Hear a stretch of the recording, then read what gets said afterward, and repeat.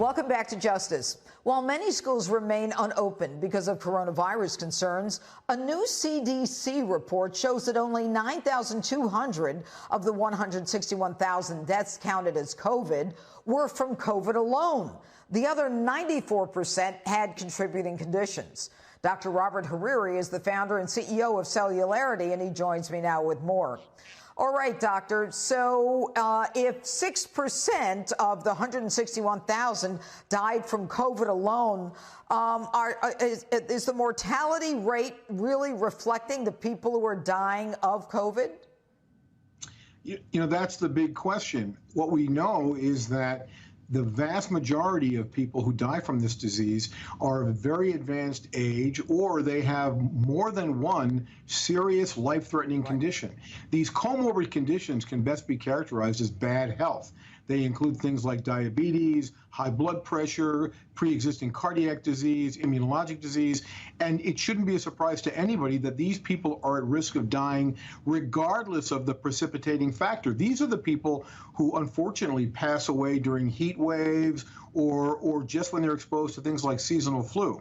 So what's striking, though, is that the CDC data really suggests that had we paid more attention to the pre-existing diseases and had we used that as a factor in who we should protect. In other words, we know who's got diabetes and hypertension and heart disease.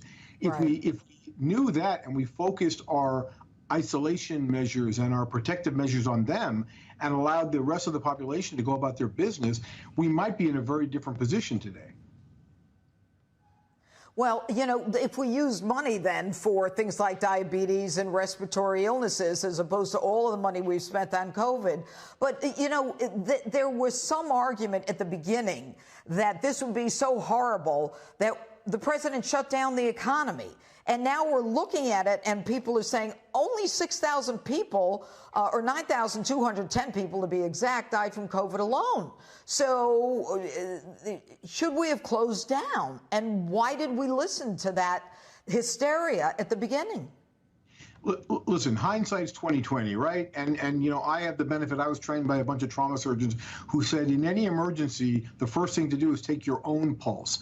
I don't like the fact that we jumped to a very aggressive posture about this based upon reliance of one epidemiologic model produced by a professor at Imperial College London, Professor Ferguson, who has a track record of outlandishly overblown and alarmist predictions on these sorts of viral illnesses. You know, he's the guy who said that in response to the swine flu or mad cow disease that millions of people were going to die.